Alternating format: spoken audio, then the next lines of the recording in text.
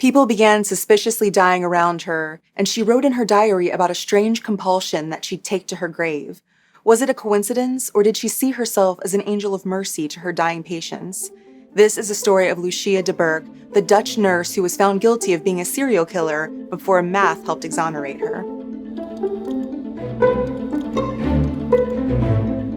Hi friends, I'm Katie, and this is Katie Does Crime. Thank you for joining me for the first time if you're new here, and hello to the usual rapscallions and reprobates. Please consider subscribing or joining me on Patreon if you'd like to hear more true crime stories. I got interested in researching today's video while I was reading about the case of Lucy Letby, the quote-unquote killer nurse who was just convicted of killing 7 babies at her UK hospital and plotting to kill 6 more.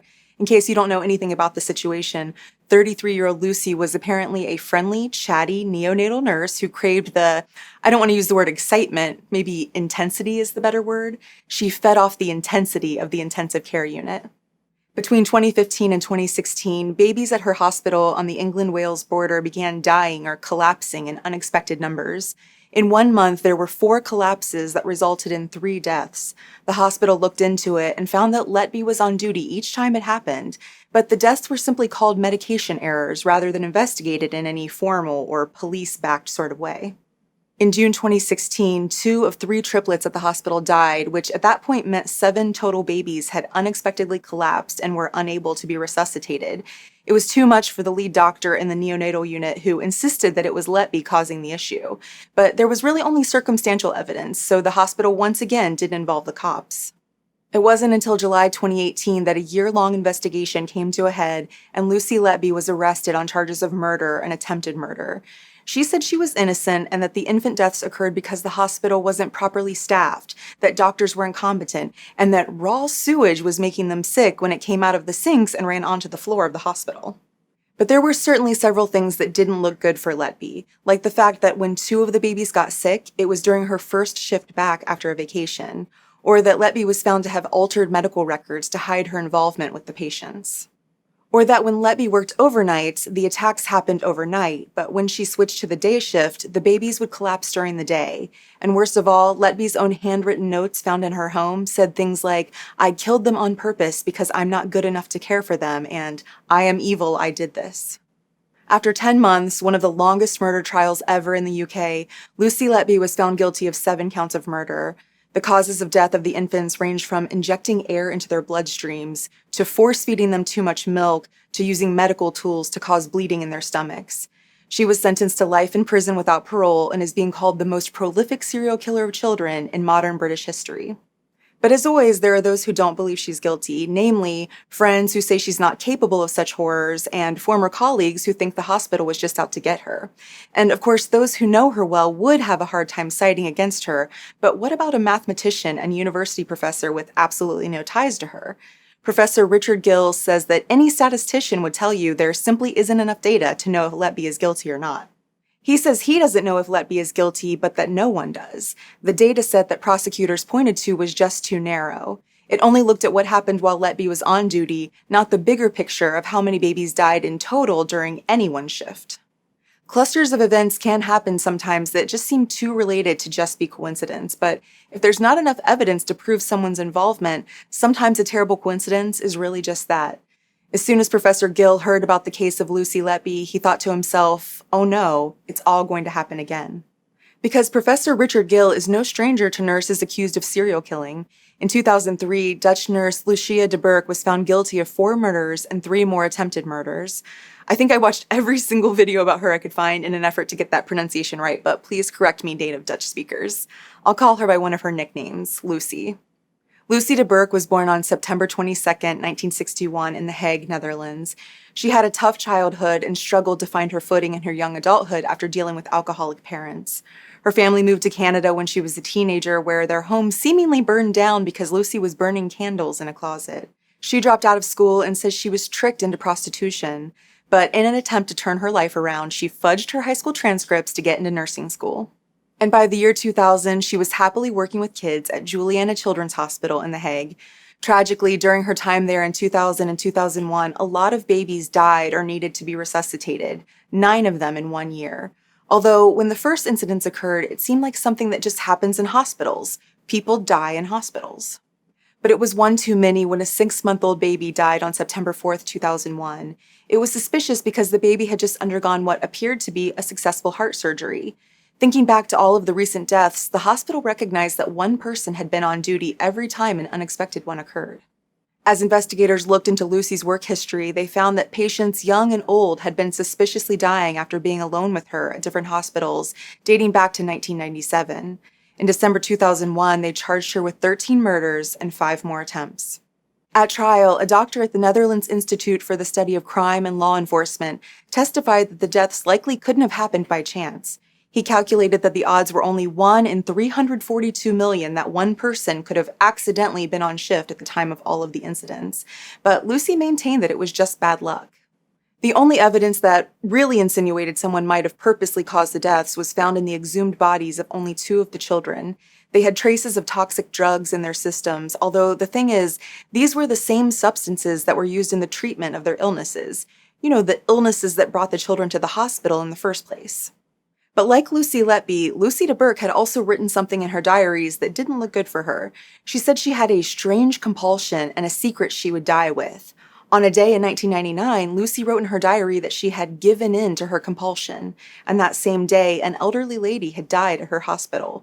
But Lucy explained to prosecutors that she loved life so much that she would never take it away from another person. With really no proof that she had been involved, only a statistical likelihood of it and some cryptic diary entries, Lucy was convicted and sentenced to life in prison. In the Netherlands, that meant she wouldn't be eligible for parole. When she later appealed, she was actually convicted of 3 more murders. Lucy was painted by the prosecution as someone who saw herself as an angel of mercy.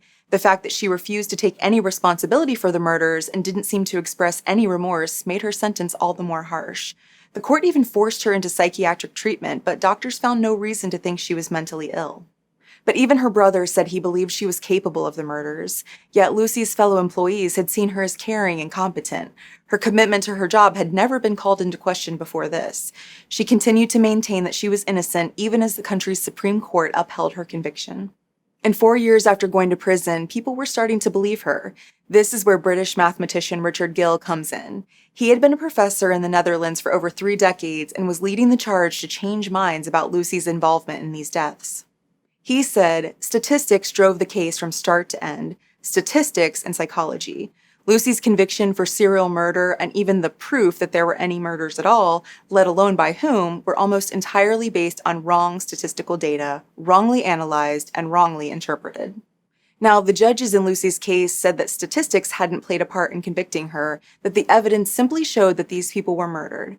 But Professor Gill said it was quite the opposite, that the police and the hospital had decided Lucy's guilt and then found ways to prove it.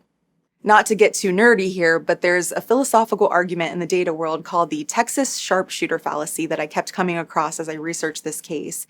The idea comes from a joke about a man from Texas who shoots at the side of a barn and then goes in and draws a target around the area with the most bullet holes to show what an amazing shot he is. Basically, you come to a bad conclusion because you select for the similarities and ignore the differences in a data set. Professor Gill said that in Lucy's case, they started looking at deaths that occurred while she worked at the hospital and decided they must have been murder because Lucy was already, in their minds, an obvious serial killer, a bad conclusion that sprang from only looking at similar deaths. Authorities ignored the fact that 7 people died in one ward in the 3 years before Lucy began working at the hospital, and 6 people died in the 3 years after she started working there. That's right, more people died before Lucy entered the picture. They sometimes also just collected bad or biased data, like the investigators went to the hospital to gather more information and they were asking other employees specifically about incidents that occurred around Lucy's shifts. Of course, if you know that someone's being charged as a serial killer, any death suddenly seems suspicious. It reminds me of that famous saying, if all you have is a hammer, everything looks like a nail. People who died suddenly when Lucy wasn't on duty weren't even counted because they were considered not suspicious. So evidence that she wasn't involved was just completely thrown out. The campaign to review her case became so strong that an expert was appointed to investigate each of the deaths with fresh eyes.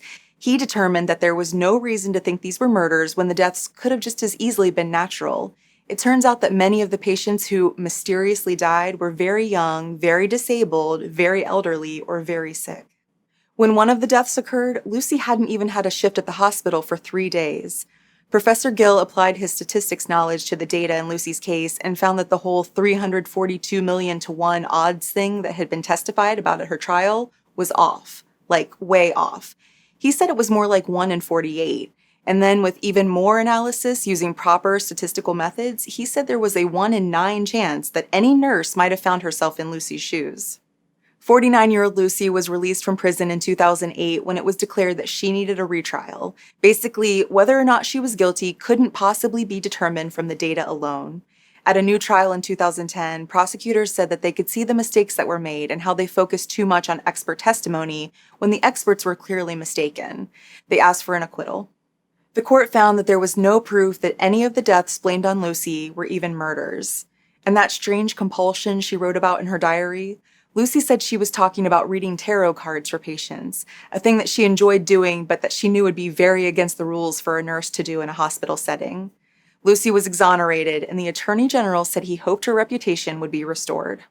She was given 45,000 euros for her troubles by the hospital that accused her and an undisclosed sum from the Ministry of Justice. She now gives talks about her experience and says she doesn't hold any grudges. You can see her story in the Dutch film Accused, which was shortlisted for Best Foreign Language Film at the 2014 Oscars. It's always such a joy in cases like these to see people get their lives back. It'll certainly be interesting to see if anything happens with the Lucy Letby case that just concluded in the UK, and if Professor Gill launches a similar campaign to have the data re-examined in her case. I'm certainly not saying that I know anything about Letby's innocence or guilt, but if it were me, I would want to know that the data and the evidence had been examined from every angle. As always, please let me know what you think about this case in the comments. Thank you for tuning in today. I'm just a true crime fan like you are, and I really appreciate you taking a chance on me. Please like and subscribe to my channel if you like spending this time together. I would be so appreciative. Until next time, I'm Katie, and this has been Katie Does Crime.